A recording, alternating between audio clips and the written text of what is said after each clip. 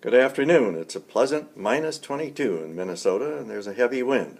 So for certain, I don't want to be outside doing anything. What I'd like to talk about this afternoon is what I call the forgot syndrome. We know that after we start a number of children on the instruments during the summer and work with them in the fall of the year, that a certain number of them are going to drop out. That's a normal thing to happen. They're just trying something and they can see it's not for them. So we expect that. Then the students that continue will usually do pretty well for a while. And then what will happen is what I'd like to call the forgot syndrome. And what I mean by that is they're forgetting to practice, but they don't say that.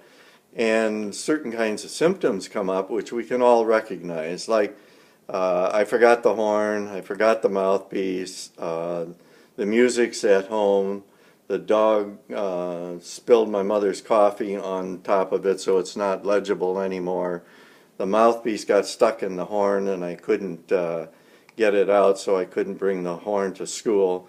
My mother was pestering me so that I had to leave the house quickly and I forgot my horn. There's an endless supply of these things. We've all heard them and it's just a very tiring sort of thing. Or they forget the lesson, they didn't come out at the proper time.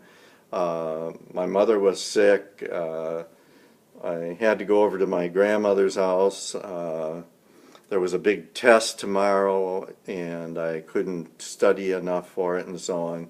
And so all of these things are just symptoms that tell you that you're going to have to do something differently if you're going to keep them involved in the program.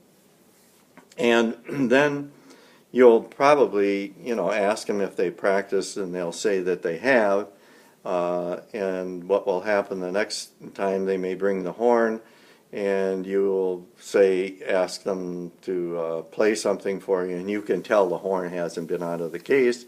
And they may be able to even, and this is in the day when I use some practice slips, they'll hand you a practice slip that shows you that they practiced 4 days for 30 minutes, one for 15 and another for 25, and you know very well that the horn hasn't been out of the case.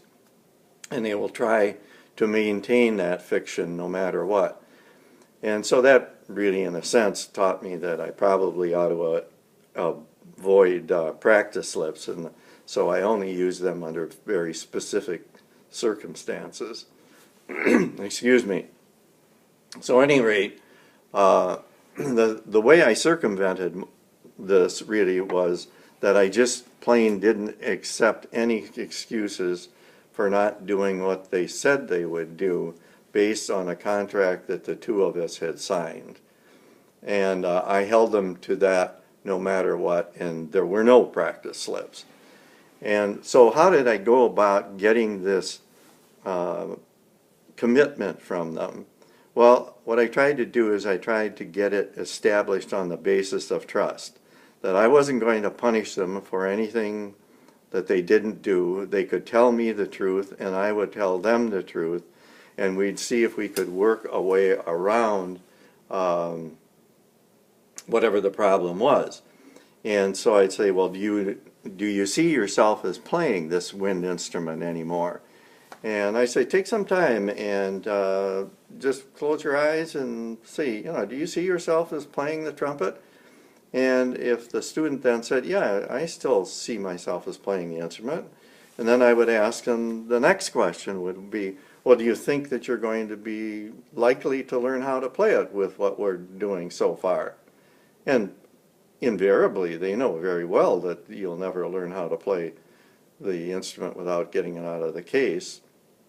And so that leads naturally to discussion, really, of what do you think you're willing to do in order to learn this instrument. And frequently what will happen is you'll get the answer right away because they've heard it from parents, and they've heard it from grandparents, and maybe brothers and sisters, and they've even heard it from you.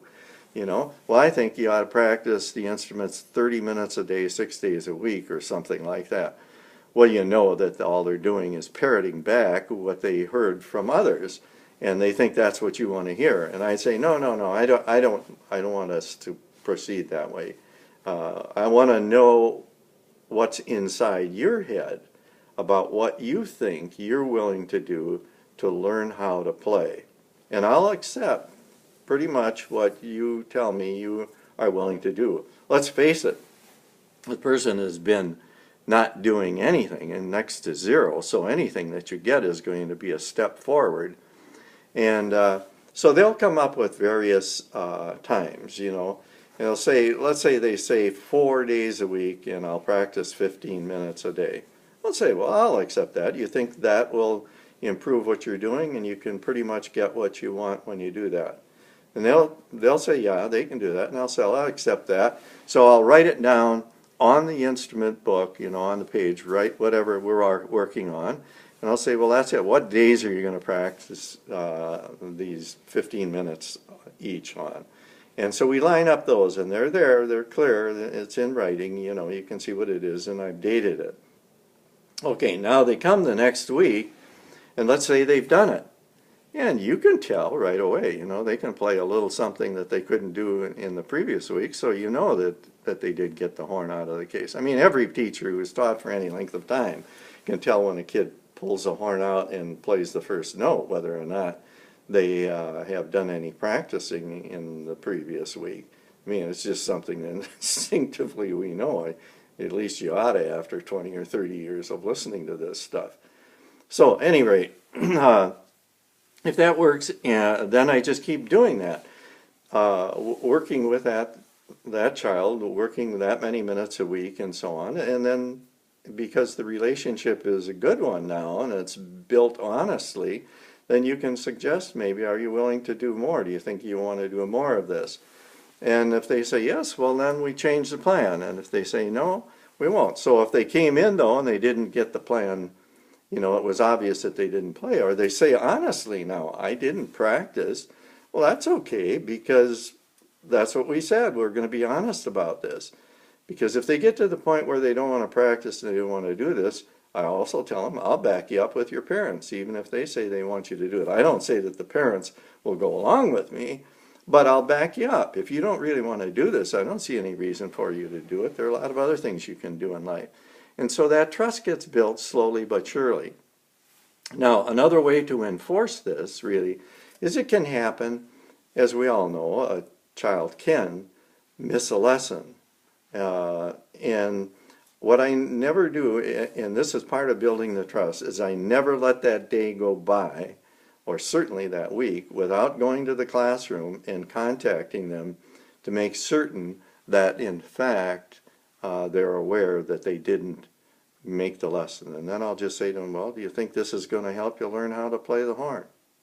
No, they say. Okay, we'll let it go at that then. And that's how you build the trust over a period of time with other things. Now, there are a couple of other things I'd like to talk about regarding the elementary band and scheduling that affects what will ultimately happen. At least I think it makes it more likely that things are going to go well. But I can see that this video is long enough. I will cover them though, because remember, I'm saying this is a big puzzle to figure out how to get this all to work with the amount of time you have and the number of students you have. Okay, thanks a lot. Don Huffmeister.